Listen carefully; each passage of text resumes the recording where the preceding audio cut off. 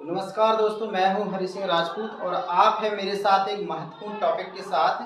परमाणु के बारे में हम लोग जानेंगे। परमाणु में जिन जिन वैज्ञानिकों ने उनके बारे में समझाया हुआ है, परमाणु क्या होता है, परमाणु के कितने भाग होते हैं, परमाणु आखिर दिखता कैसा है।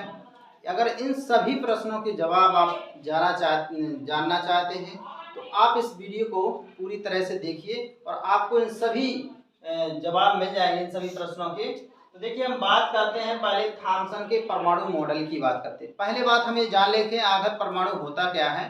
तो देखिए, परमाणु जो पदार्थ या तत्व का आप कह लें सबसे छोटा भाग होता है। सबसे छोटा भाग का मतलब अगर किसी भी पदार्थ के टुकड़े होना बंद हो जाए तो वो आखिरकार में जो अवशेष बचता है वो परमाणु होता है। अर्थात परमाणु को आप दो भागों में डिवाइड नहीं कर सकते, वो एक सिंगल पार्ट होता है। अर्थात सबसे छोटी इकाई हो जाएगी परमाणु।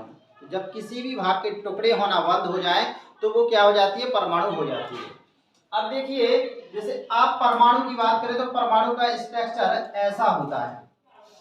परमाणु का स्ट्रक्चर ये है, इसमें बीच में प्रोटॉन वाला एरिया है और चारों तरफ ये क्या घूमते हैं, इसमें इलेक्ट्रॉन घूमते हैं।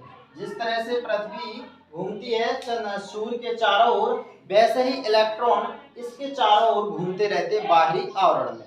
अब आप देखिए बीच का, जिससे आप कहेंगे इसके तीन भाग हैं। प्रोटॉन हो गया, ये सॉरी इलेक्ट्रॉन हो गया, ये आपका प्रोटॉन हो गया, ये आपका न्यूट्रॉन वाला एरिया हो गया।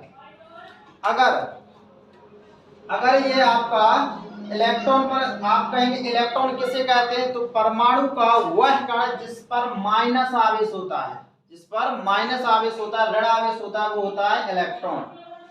प्रोटॉन क्या होता है, तो वो परमाणु का कण जिस पर प्लस आवेश होता है, जिस पर प्लस आवेश होता है वो होता है आपका प्रोटॉन। और जिस पर कोई आवेश नहीं होता है वो होता है न्यूट्रॉन। न्यूट्रॉन जिस पर कोई आवेश नहीं होता वो होता है न्यूट्रॉन। देखिए, अगर बात करें तो इलेक्ट्रॉन की खोज की थी थॉमसन ने, जे थॉमसन ने इलेक्ट्रॉन की खोज की थी। और प्रोटॉन की बात करें तो इसकी खोज किसने की थी, गोल्डस्टीन ने। प्रोटॉन की खोज गोल्डस्टीन ने की हुई थी, गोल्डस्टीन ने। प्रोटॉन की खोज गोल्डस्टीन ने की हुई थी। अगर बात करें न्यूट्रॉन की, तो न्यूट्रॉन की खोज की हुई थी जेम्स चैडविक ने। न्यूट्रॉन की खोज जेम्स चैडविक ने की हुई थी। ये तीनों महत्वपूर्ण भाग होते हैं आपके प्रोटॉन के, सॉरी परमाणु के। अब देखिए आगे देखते हैं तो आखिर थॉमसन ने किस तरह के परमाणु की बात कही, किस तरह उन्होंने परमाणु की कल्पना की। तो प्रारंभ में जब थॉमसन ने बताया तो उन्होंने बताया कि इसकी संरचना तरबूज की तरह थी। तरबूज आप सब जानते होंगे, तो इसकी संरचना तरबूज की तरह थी। और उन्होंने बताया कि इसमें जिस तरह से तरबूज में जो काले काले बीज होते हैं ना, तरबूज को अपन देहाती में क्या बोलते हैं, हिंदी में कलिंदा है, तो इसको कलिंदा बोला जाता है। तो इसमें क्या होते हैं, ये मतलब बीज धसे होते हैं। ये वाले उन्होंने तुलना की किससे, इलेक्ट्रॉन से। जो धसे हुए बीज है उसकी तुलना वो इलेक्ट्रॉन से करते हैं। और जो इसमें रेड वाला भाग होता है, जो खाने वाला भाग है, उसकी तुलना करते हैं वो प्रोटॉन वाले एरिया से करते हैं। तो इतना बताते हैं आपके थॉमसन। तो थॉमसन क्या बोलते हैं कि जितने इलेक्ट्रॉन हैं उतने प्रोटॉन हैं आपके परमाणु के अंदर। इस तरह से थॉमसन के अनुसार परमाणु विद्युत का उदासीन होता है। कारण आपके सामने स्पष्ट है कि जितने धनायन उतने ऋणायन की बात कही हुई है। इस वजह से परमाणु विद्युत का उदासीन होगा, ये थॉमसन ने कहा। अब आ जाइए आप रदरफोर्ड के परमाणु मॉडल पर। थॉमसन के मॉडल की कुछ कमियां थी जो उन्होंने बोला। आखिर आगे जो वैज्ञानिक थे, रसायन शास्त्री थे, उन्होंने क्वेश्चन किया कि आपके परमाणु के भीतर धनायन और ऋणायन एक साथ क्यों हैं, क्यों एक साथ हैं। तो ऐसी कुछ इनकी कमियां रही जिसकी व्याख्या थॉमसन नहीं कर पाए। और आगे चल के फिर एक और वैज्ञानिक आए जिनका नाम रदरफोर्ड है। उन्होंने जो मॉडल दिया तो देखिए उसके उन्होंने एक बहुत ही सूक्ष्म सोने की पतली पन्नी ली, सूक्ष्म सोने की पतली पन्नी ली और उस पर उन्होंने अल्फा कणों की बौछार की। तो देखिए हम देखते हैं यहाँ पर ये प्रोटॉन है, यहाँ पर उन्होंने अल्फा कणों की बौछार की। तो वो देखते हैं कि कुछ अल्फा कण देखिए ऐसे मतलब अपने मार्ग से हट जा रहे हैं। बहुत ही कुछ ज्यादातर अल्फा कण ऐसे सीधे सीधे जा रहे हैं। ये देखिए ये क्या हो रहा है, ये सीधे जा रहे हैं, बहुत सारे क्या हो रहे हैं, सीधे जा रहे हैं, ये जा रहे हैं अल्फा कण सीधे, ये मुड़ रहा है, ये सीधे जा रहे हैं। लेकिन वो देखते हैं बहुत ही कम, किसी बुक में आपको 12,000 मिलेगा और किसी बुक में आपको देखने को 20,000 मिलेगा। तो मतलब 12,000 अथवा 20,000 कण में से एक कण आपका अल्फा कण वापस आ जाएगा। एक अल्फा कण की बात करें तो ये क्या हो जाएगा, ये वापस आ जाएगा, अल्फा कण है ये कैसा हो जाएगा, उसी मार्ग से जाता है, उसी मार्ग से वापस आ जाता है। तो आप देखते हैं यहाँ पर 3 घटनाएं घटती हैं। पहले क्या हो जाती है, कुछ ज्यादातर सीधी निकल जाती है और कुछ क्या हो जाती है, अपने मार्ग से विक्षेपित हो जाती है। वो बहुत कम, लगभग 20,000 में से 12,000 में से एक कण जो आपका है अल्फा कण वापस आ जाता है। तो इसके आधार पर रदरफोर्ड 3 अनुमान लगाते हैं। वो बताते हैं कि एक तो मतलब ज्यादातर इसलिए सीधी निकल जाती है, कारण क्या है कि वो अधिकांश भाग खोखला है, पूरा अधिकांश भाग परमाणु का ये खोखला है, इस वजह से सीधी निकल जाती है। उन्होंने कहा कि कुछ विक्षेपित हो जाती है, तो उन्होंने कहा जरूर कोई मतलब बीच में ऐसा आवेश है, स्ट्रॉन्ग आवेश, जिससे क्या हो जाती है, किरणें विक्षेपित हो जाती है।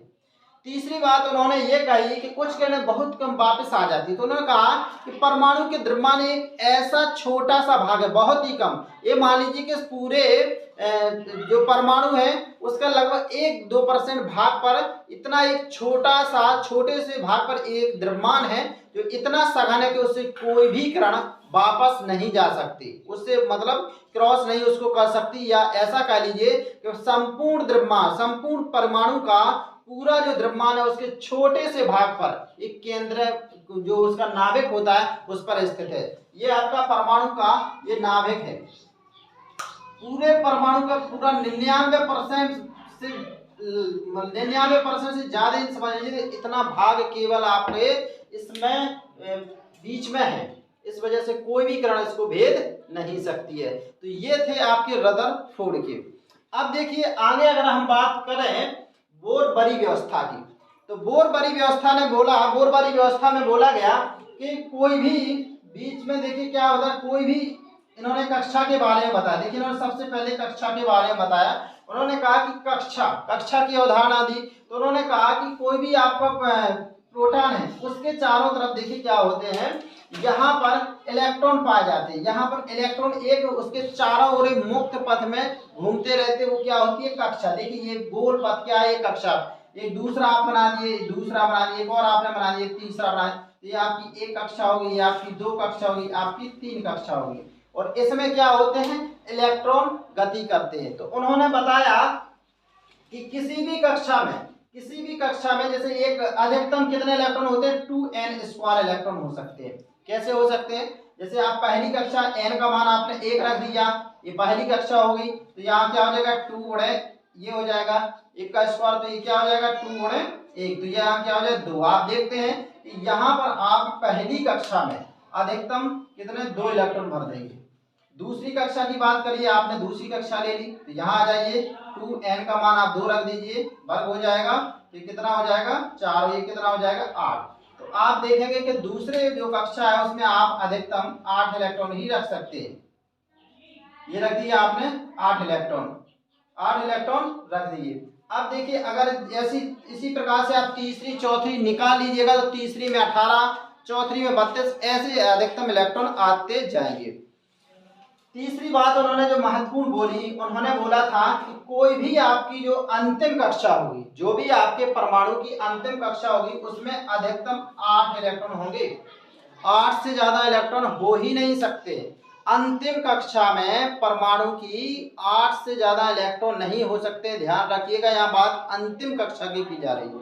जैसे ये इसकी क्या हो जाएगी, अंतिम कक्षा हो जाएगी। इसमें आपके 8 से ज्यादा नहीं हो सकते, 9 इलेक्ट्रॉन नहीं हो सकते, कम ही हो सकते हैं। ये तो यहाँ कम हो सकते, ज्यादा नहीं हो सकते, ये बात भी इन्होंने की है। दूसरी बात भी इन्होंने ये बताई है कि सबसे पहले ये जैसे लास्ट वाली कक्षा है उसमें इलेक्ट्रॉन तभी जाएंगे जब पहली वाली कक्षाएं भर जाएंगी। मतलब ये वाली जैसे पहले में 2 जाना तो 2 भर जाएंगे, जब अगले वाले में जाएंगे, अगले में 8 भरना तो उसमें 8 भर जाएंगे, फिर अगले में जाएंगे। तो इस तरह से पहली वाली कक्षा भरती जाएगी, अगले वाले में इलेक्ट्रॉन आपके चले जाएंगे। अब देखिए अब बात करते हैं हम संयोजकता की। तो संयोजकता जब आपने बोरबरी में देखा होगा कि हमने आपसे बाहरी कक्षा का जिक्र किया हुआ है।